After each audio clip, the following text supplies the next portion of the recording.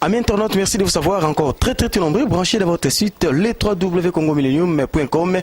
Aujourd'hui, Congo Millenium, dans son nouveau numéro de qu'une réalité, vous propose quelques images, une image plutôt d'un accident qui s'est passé dans la commune d'Ekassa-Vubu et plus précisément dans le marché, au sein du marché Gambela. Oui, un vieux homme a connu un accident sérieux.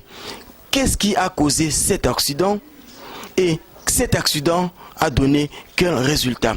Suivons d'abord les images que nous propose Olivier Divididi et puis nous allons revenir pour les commentaires. Allons-y.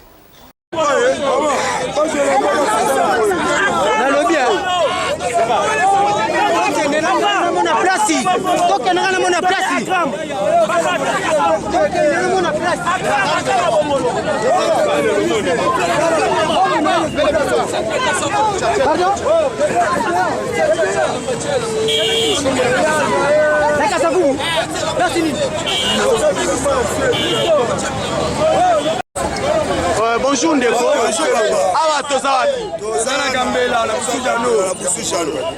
Tokuti batu batonja makamni ezolekawa. Kamia oya Sosimex oyo. Kamia oya Sosimex oyo. Oyo ezoleka oyo. Papa wana atelemi awa kota pine ya kamia Sosimex. Chauffeur ya Sosimex azu pine na alinga balusa. Et chrétien papa na toyebi se tika mutasa wana. Akamati susu alinga kima atuti super wana ukipeka na lokolo. Bote Ndeko. Makamni elekiawa. Papa tozo kamwa eloko salami ya mutuka Sosimex. Mituka bapaya, mais mituka baba mokanga presso nire soki nini. Ali papa tous les deux makoso na oleli sute. Somo dans zéro. Bote maman. Bote papa. Makamni elekiawa. Maman eleka chauffeur wa dit papa de que le centre à l'église. Amukozo bongo boni balé bukani. Moko pansani bukani. Olobini mama. Lokolo elongwe ke na ketch.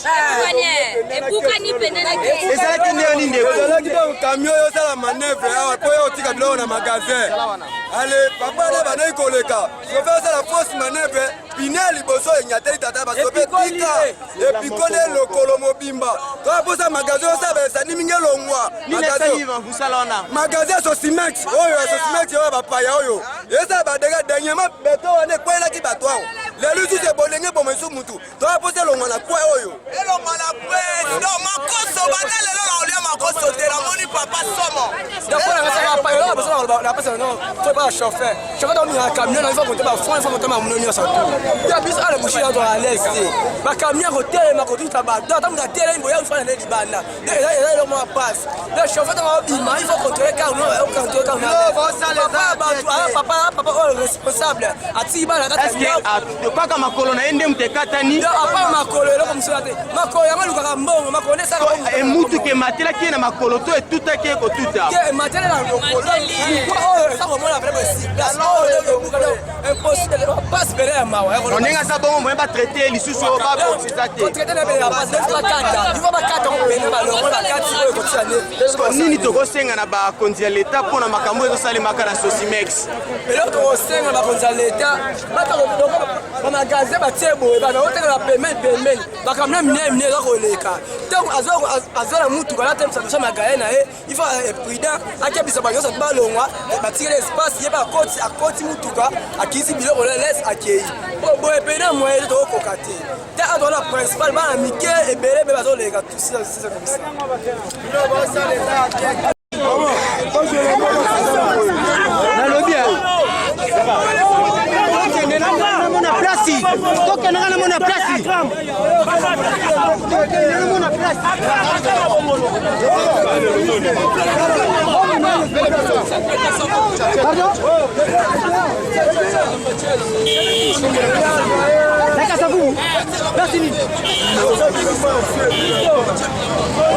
Suivant les images que nous a proposé Olivier Divididi, ils ont Sony, ils ont passé ça mawa.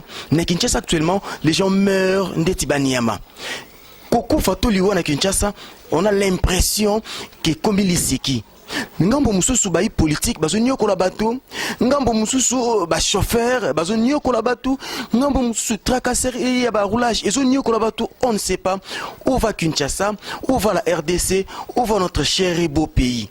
Un beau papa alamuki na ina tongo dans l'idée à kobima ki ndoluka mwa lipa aluka mwa kwanga aboko la famille na ye, et puis surtout batu bazo sala batu ba dégâts makasi na Kinshasa ezali ba entreprise ba soi-disant entreprise oyo ba chinois ba indien ba libanais bazo ko créer ka awa baza kutu na ba document ya malonga te, baza kutu na mikanda ya malonga te zo couvrir bango, si ce n'est que ba généraux na ba soi-disant homme politique ba sala ba couverture na bango, mais au moins bazo commettre ba dégâts moko ya kosakana te. Mutu ka wana bouti ko na ba image et tuti papa wana non seulement tuti eko te mais eniati elongoli papa wana pied nengo moni na image papa lokolo pied na ye elongwe atikali na jambe ya pamba, et non seulement jambe pied wana elongwe na musuni nyonso o evandaka na jambe ya mutu atikali muku ya pamba. On se demande à venir papa wana ezanini. Nous supposons que papa wana à son âge, il a une femme, il a des enfants, d'où il a une famille qui est sous sa charge. Sorne kozala nini. Peut-être que nous makolomi balé qu'on se retrouve zala qui difficile pour à répondre to à continuer ba charge na ye. Ah bazo mi matata wana ko kata ye lokolo. To yebi généralement zalaka ba entreprise wana bazo shida moko bazo copie moko ya bien ya kokende na Sonas kozo assurance, et comment pour na bango fierté atena tuti yo naza na assurance nanga ayebike ba rotinde na Sonas kuna quelques agents mitima mabe bazali bako banda ko binisa yo na bulu ke ko fali susu na souci na AVC pour y récupérer sur le condano aliango. D'où moi je pense déjà et ça début à malheur pour na papa wana perdre lokolo, ce n'est pas petite chose, et surtout en Kinshasa mboka o bato makolomi balé bazoko ko s'en sortir te, mboka o bato maboko mi balé mi balé bazoko ko zoate, et bongo bandeko bazo connaître ba accident oyo na nenga buzoba eza ya malonga te, et c'est plus ce qui te propose bino ba image oyo eza pona ko sekisa bino te.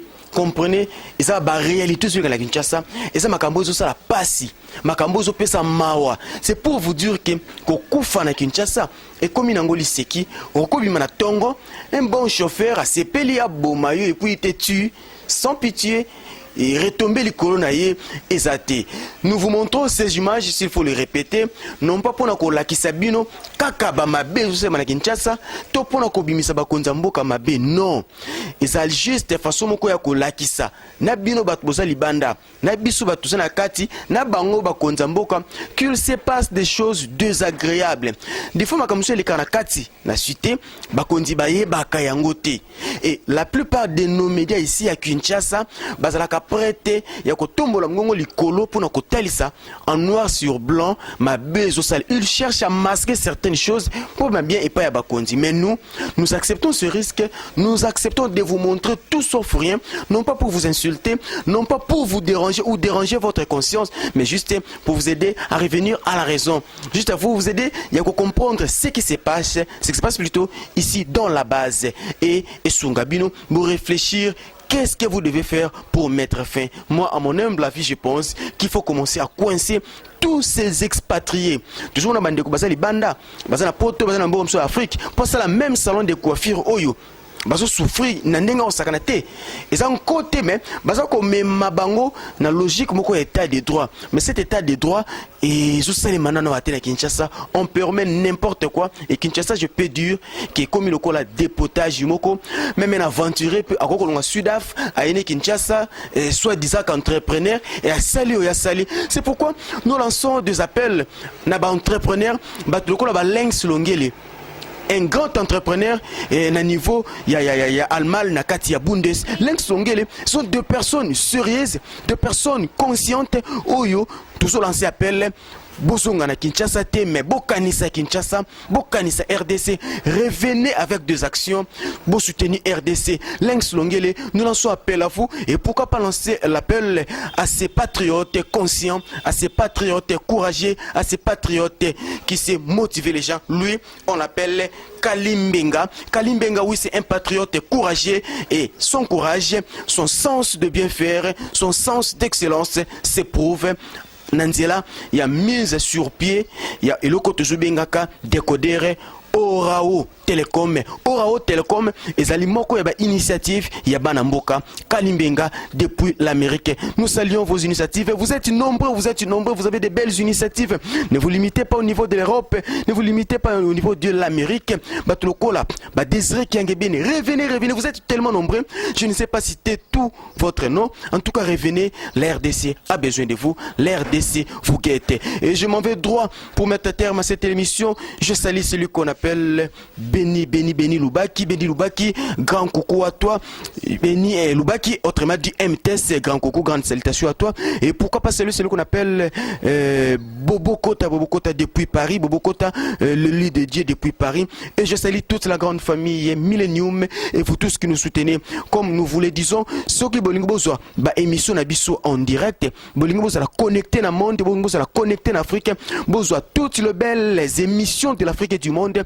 Vous devez aller droit dans vos shops, acheter les décodeurs Orao Telecom, une initiative de Monsieur Kalimbenga depuis l'Amérique. Orao Telecom vous donne accès à toutes les informations, vous donne accès à toutes les chaînes et surtout des chaînes professionnelles, des émissions professionnelles présentées par des journalistes professionnels comme c'est le cas du Congo Millennium professionnel. Merci à vous tous. Vous aimez Congo Millennium, allez-y, cliquez juste dans la mention j'aime, aimez nos émissions et abonnez-vous dans nos émissions. Abonnez-vous dans notre site, vous aurez droit à toutes nos émissions gratuitement sans payer un rond. Ça, c'est juste un signe de fidélité, un signe de soutien, un signe d'amour que vous pouvez montrer envers nous, que nous poumons pour vous donner, vous servir comme il faut. Merci à toute la grande équipe de Congo Millennium. Merci à l'équipe technique. Merci pour ce grand travail et je vous salue déjà. Et je vous signale que si vous avez aimé cette émission, vous devez dire toujours comme d'habitude grand merci à celui qu'on appelle Olivier Divididi, les chocolats chauds. Lui, il est toujours derrière sa caméra pour vous offrir tout ce que vous avez comme image.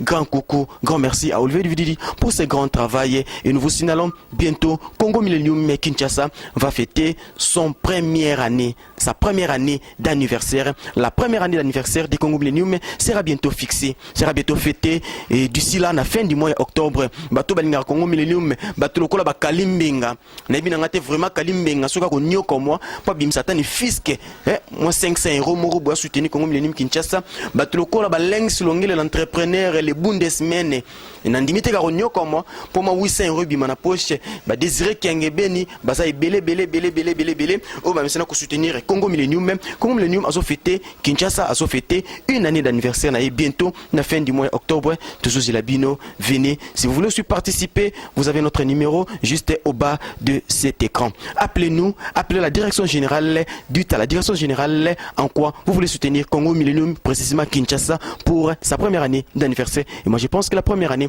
ça s'est fait nous ne manquerons pas de vous présenter nos sincères remerciements. Bye bye.